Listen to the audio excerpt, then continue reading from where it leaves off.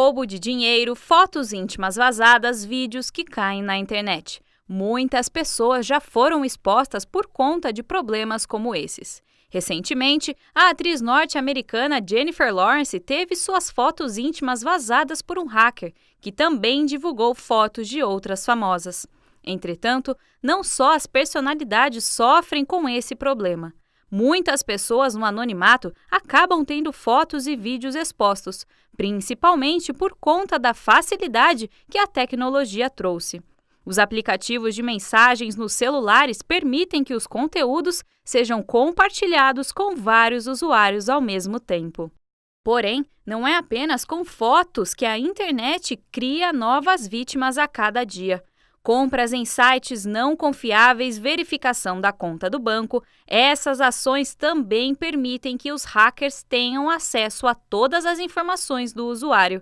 E é neste momento que o furto acontece. No Diálogos de hoje, você confere mais um pouco a respeito do que são os crimes virtuais e o que fazer quando cair em uma cilada como essa.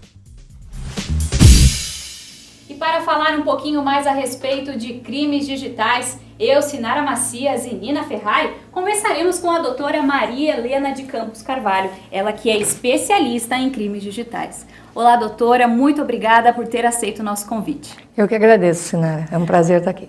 Primeiramente, doutora, quais são os tipos de crimes virtuais mais comuns?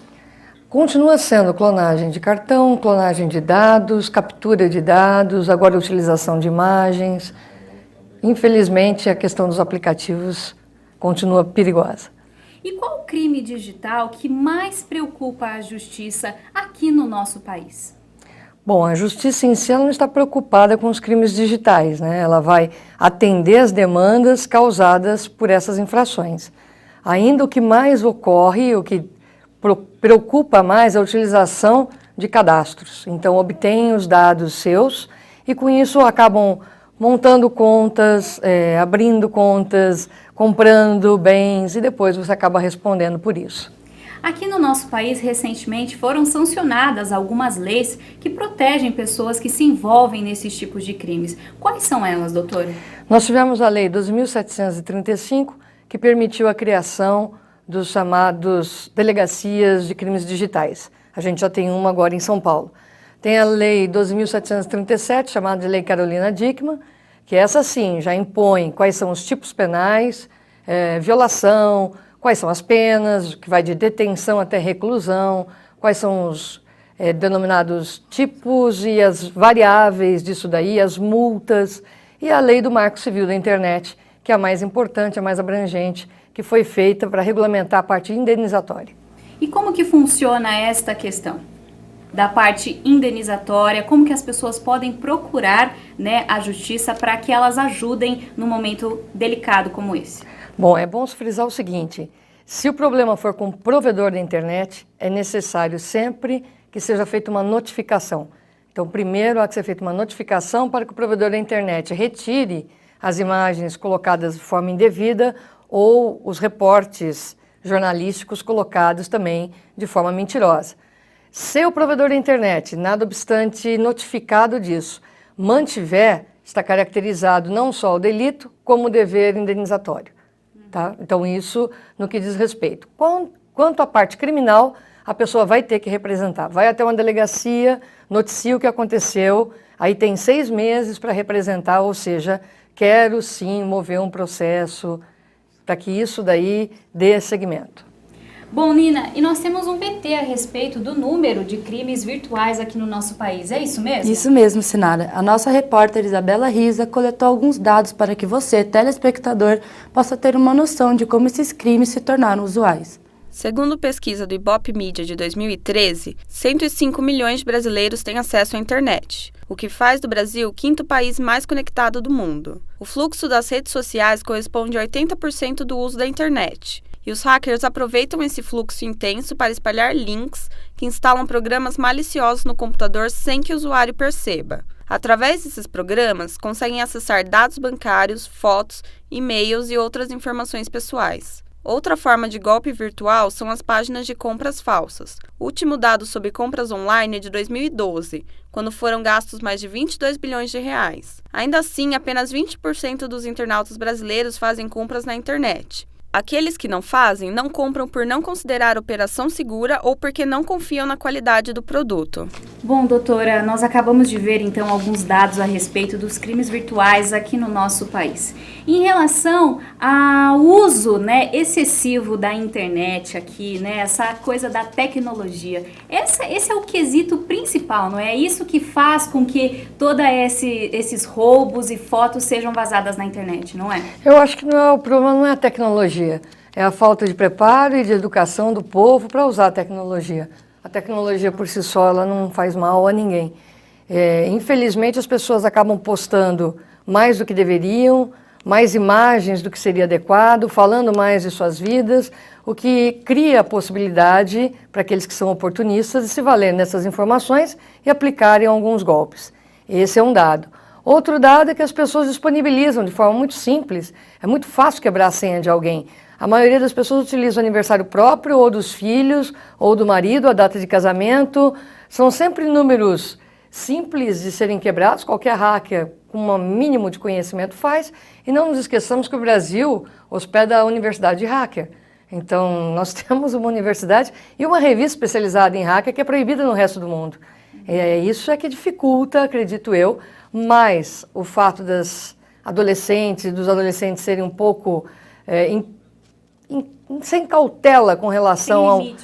Não tem nenhuma cautela na utilização de dados, cartões, não fazem a criptografia, não usam sistemas de senhas que estão na internet.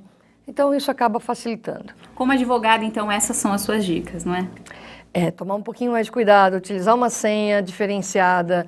Um logaritmo seria interessante, para quem não sabe o que é um logaritmo, existem os aplicativos para criar senha, mudar essas senhas de tempos em tempos, porque eu já peguei colega meu com um cartão e a senha anotada no verso, então isso daí é um absurdo, é imperdoável, isso de gente formada, que dirá o pessoal mais simples. Com certeza. Bom, Nina, nós temos um outro VT também em que traz uma pessoa que sofreu um furto pela internet, não é isso? Isso mesmo, Sinara. A nossa repórter Bárbara Cardoso conversou com uma jovem que teve sua conta roubada após realizar uma compra pela internet. Vamos conferir. Para evitar filas e os horários restritos de funcionamento das agências bancárias, a estudante Juliana Brito fazia todas as transações no conforto de sua casa. Mas, no final do ano passado, ela se surpreendeu ao ter R$ 1.500 roubados de sua conta após acessá-la pela internet. Foi diferente, sabe? Eles me pediram mais senhas. O banco, quando você abre a conta, ele te dá um cartãozinho com alguns códigos de acesso. E quando eles me forneceram esse cartão, eu fui acessar a conta e acabaram me pedindo mais de um código, né? E eu não prestei atenção e fui colocando os códigos. No momento que eu coloquei todos os códigos, a página fechou sozinha até, e eu não tentei mais acessar. Quando foi na segunda-feira de manhã, a central do banco entrou em contato comigo, dizendo que haviam feito um saque de R$ 500 e de R$ 1.000 em Minas Gerais. E por esse motivo, por ter feito, eu não costumava fazer essa movimentação assim, longe da cidade, e aí eles acabaram bloqueando a conta por segurança mesmo.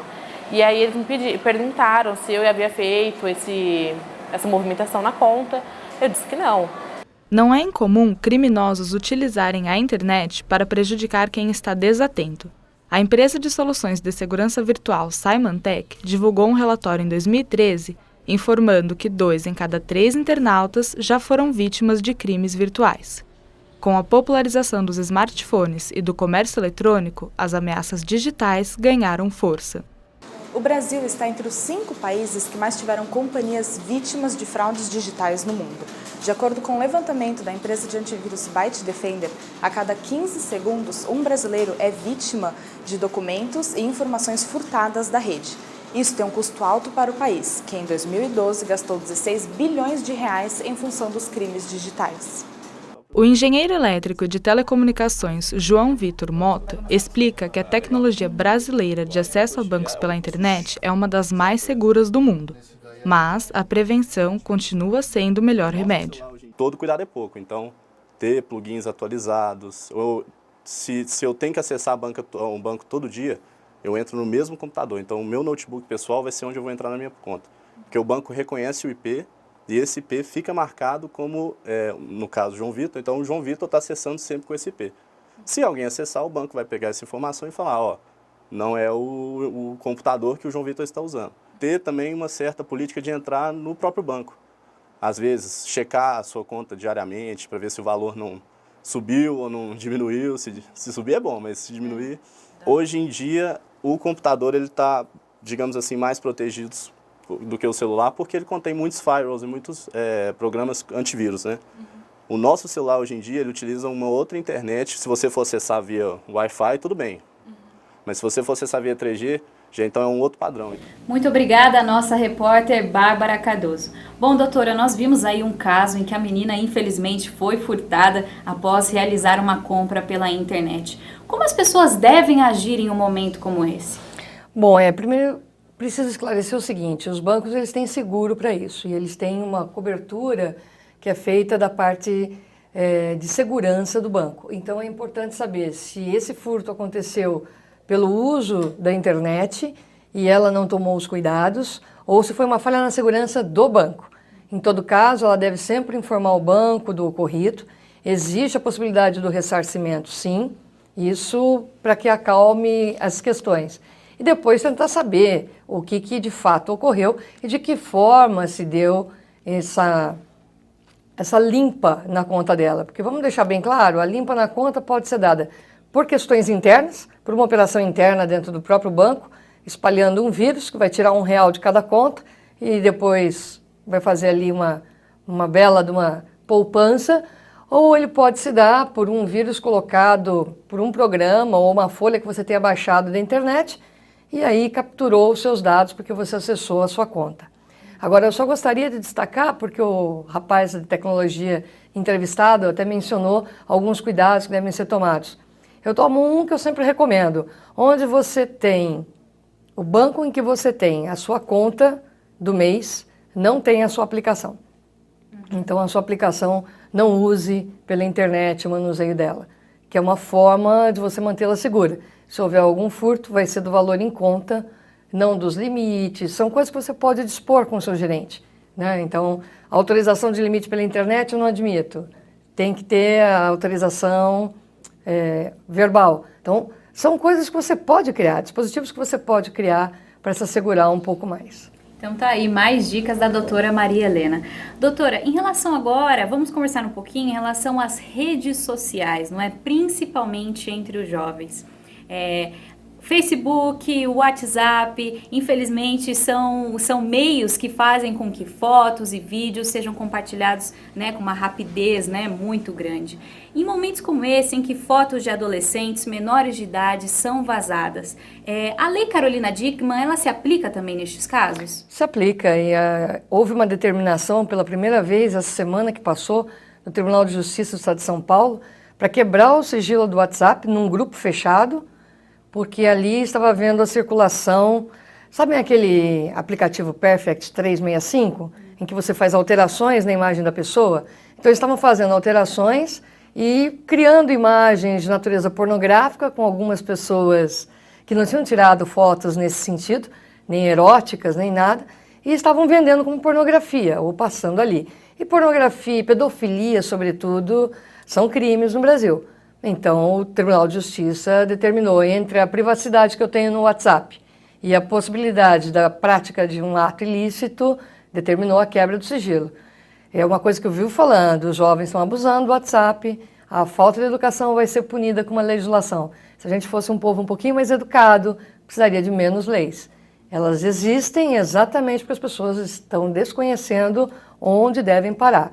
E com relação ainda a esse aspecto, é necessário que se diga que todo mundo deixa um rastro digital. Então não adianta você apagar o seu histórico, você deixa, é o chamado Big Data, né? Você deixa um rastro digital por onde você passa. É por isso que hoje até a publicidade ela já é direcionada. A hora que você entra na sua página do Google, já tem ali uma publicidade direcionada. Por quê? Porque eles rastreiam todos os últimos sites de compra que você pegou. E a hora que você entra, ali já está uma publicidade dirigida para você, sem que você tenha pedido. Isso sim é uma violação à privacidade, mas o Google é uma empresa multinacional. Com certeza. Bom, doutora, para finalizar, vamos fazer um resumão de dicas, então, para as pessoas que estão nos assistindo? Pois não, o que você quer que priorize? Bom, em relação a fotos vazadas e a clonagem de cartões, quais são os principais aspectos que nós temos que prestar atenção? Bom, no que diz respeito às fotos vazadas na internet, a primeira dica que eu dou é para você não guardar tanta foto comprometedora assim. Para isso que tem pendrive e tem outros dispositivos e não... Até a nuvem foi hackeada, né? O iCloud, ninguém esperava e tem aí atrizes agora numa situação complicadíssima por conta disso. Quer dizer, mesmo a tecnologia de maior segurança, ela é passível de violação. Então, um pouquinho de cuidado vai bem, sobretudo com as nossas crianças, eu peço a gentileza sempre. Eu faço parte de um grupo que procura rastrear os casos de pedofilia, eles são muito grandes no Brasil. O Brasil, em termos de violência, a violência contra a criança está em 4º lugar, é uma violência muito alta. Então, precisa diminuir. Para diminuir isso, não é só a questão da publicidade, é a questão também das fotos que os pais deixam na internet e que não as crianças, né, mas os adultos vão acabar fazendo uma utilização indevida. Então, um pouquinho de cautela e preservação com as crianças é o que eu sempre peço. Com os seus dados, deixe o mínimo de informação possível. Eu, como advogada, adoro vocês jovens que usam o Facebook, porque todas as informações que eu preciso vocês já me dão, né? Então, o pai nega a pensão alimentícia, mas ele tira a foto da viagem para Buenos Aires e põe no Face. Então, eu só imprimo o que está no Face e levo para a audiência. É uma maravilha. Então, com relação a isso, vocês têm que ter um pouquinho mais de cuidado. Com relação à privacidade dos dados, ao uso dos dados, senha, gente. Senha é importante. Senha e trocar isso daí de vez em quando. E depois que briga com alguém, rompeu com o namorado que tinha sua senha, rompeu com alguém, troca. Faz a troca de tudo isso. É como se você estivesse mudando de casa. Muda a chave, muda tudo. Você não vai entrar numa casa nova, mesmo que você tenha acabado de alugar, e usar a mesma chave que estava na imobiliária. Troca o tambor. Então, a mesma coisinha. Troca a senha e faz isso com uma certa frequência. São dicas tão simples, não é, doutora? São coisas tão usuais que acabam evitando grandes problemas, não é? E com relação, só mais uma coisinha, se você me permite, se há tempo, com relação às pessoas que têm um nome muito simples, existe uma quantidade muito grande de homônimos, que são pessoas com nomes idênticos. E aí a identificação fica só pelo CPF. Então, muito cuidado, se você tivesse o CPF furtado, é uma demanda, é uma demora burocrática para você conseguir um outro CPF, vocês não têm ideia. Então, vá logo até uma delegacia de polícia. Em Campinas não tem delegacia digital, nem na região, não tem problema nenhum. Qualquer delegacia de polícia serve para isso. E o Diálogos de hoje fica por aqui. Muito obrigada pela sua atenção e até a próxima. Muito obrigada e até o próximo Diálogo.